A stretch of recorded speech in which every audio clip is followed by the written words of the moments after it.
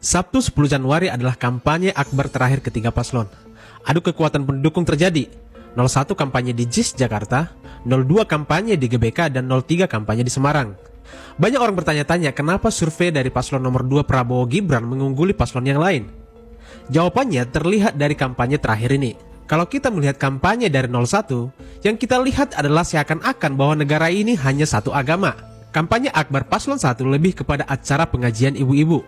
Sama sekali tidak ada pesta demokrasi yang mereka tunjukkan. Saya yakin orang-orang muda yang cerdas di sana pasti bosan. Kok kampanye gini-gini amat ya? Sangat kaku.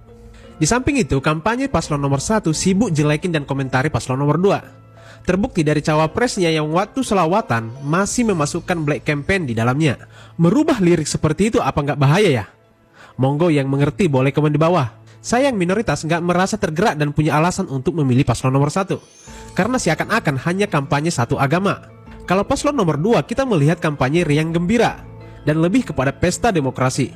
Pidato kebangsaan Prabowo juga lebih ke persatuan bangsa Indonesia walaupun berbeda pilihan.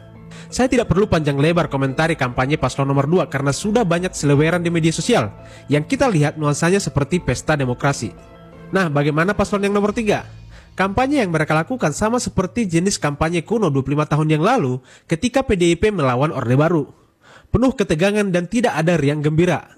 Paslon nomor 1 juga sibuk urusin pemerintahan saat ini dan kritik paslon yang lain. Tidak ada indahnya kampanye nomor 3. Itu yang membuat pendukung mereka malah menurun terus karena bosan dengan gaya kampanye yang kuno.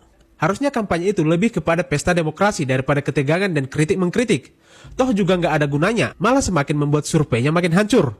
Nah, dari sini kita sudah tahu mana yang lebih optimis, mana yang lebih kepada acara-acara agama, mana yang pesimis. Banyak calon yang tidak ada gagasan dan hanya kritik mengkritik. Yang pasti negara ini harus dilanjutkan.